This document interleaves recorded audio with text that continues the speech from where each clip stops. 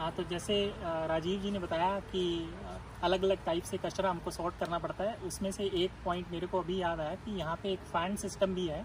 जैसे हम इंडिया में पेप्सी कोक की बोतल लेते हैं और उसको इधर उधर फेंक देते हैं, यहाँ पानी की भी बोतलें, यहाँ पे ऐसा सिस्टम नहीं है। यहाँ पे जब आप पानी या ऐसी कोक, पेप्सी, मिरिंडा की बोतलें लेते हैं तो उसको थोड़ा सा एक्स्ट्रा 0.25 यूरो 25 सेंट्स आपको एक्स्ट्रा देने पड़ते हैं। और जब आप उसको बॉटल को खाली हो जाए, जब आप यूज़ कर ले उसको, वापस जाके वहाँ पे एक मशीन है, उसमें जाके डाल के आप उसको रिटर्न करेंगे तो आपको वो 25 सेंट्स जो आपने एडिशनली पे किए होते हैं स्टार्टिंग में, वो आपको रिफ़ंड कर दिए जाते हैं। ताकि ये इस तरीके से ये रिसाइकलिंग का प्रोसेस है जर्मनी में बहुत अच्छे तरीके से मैनेज होता है। एक और ये प्रोसेस वाइज राजीव जी बात कर रहे थे, मेरे को एक और प्रोसेस याद आई यहाँ पे जो आजकल फ्रिक्वेंटली फॉलो की जाती है।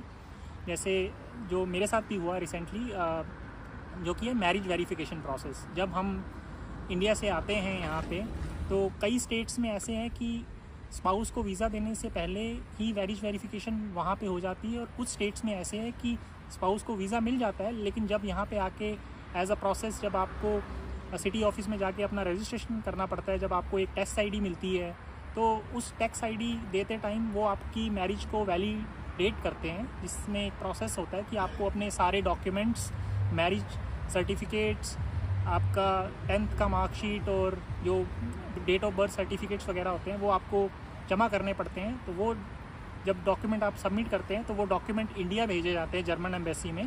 तो जर्मन एम्बेसी वहाँ पे एक आपसे कुछ फ़ीस चार्ज करती है, जो यहाँ पे सिटी रजिस्ट्रेशन ऑफिस में लिया जाता है।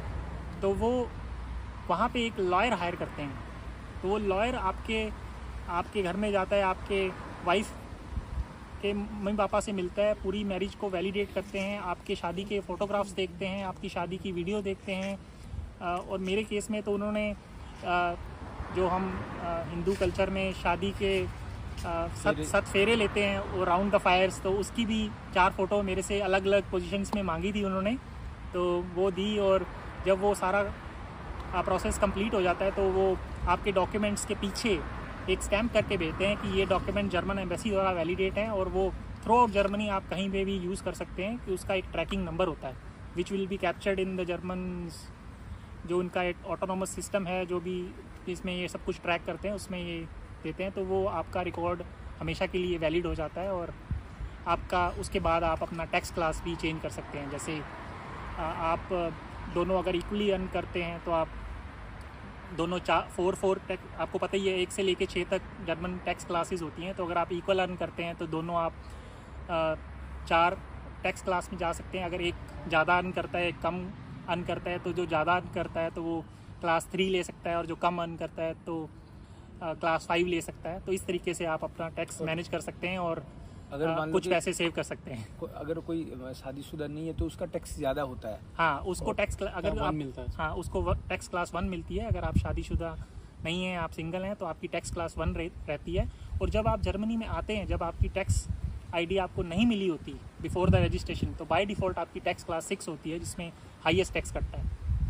और जब आपको शादी हो जाती है और साथ में रहते हैं तो थोड़ा कम लगेगा, और आपके बच्चा हो गया तो और कम लगेगा। हाँ ओके राइट, क्यों फिर आपको खर्चा भी उस तरीके से वो हो रहा है। बिल्कुल बिल्कुल। एक चीज़ मैं और ऐड करना चाहता हूँ, जो शादी का वेरिफिकेशन का मैंने बोला था, तो मेरे घर पे भी आए थे वो वेरिफिकेशन के लिए। जैसे इन्होंने बोला था वो 7 फेरे का आपका वो लिया था ना, तो मेरा जो हुआ था निकाह हुआ था।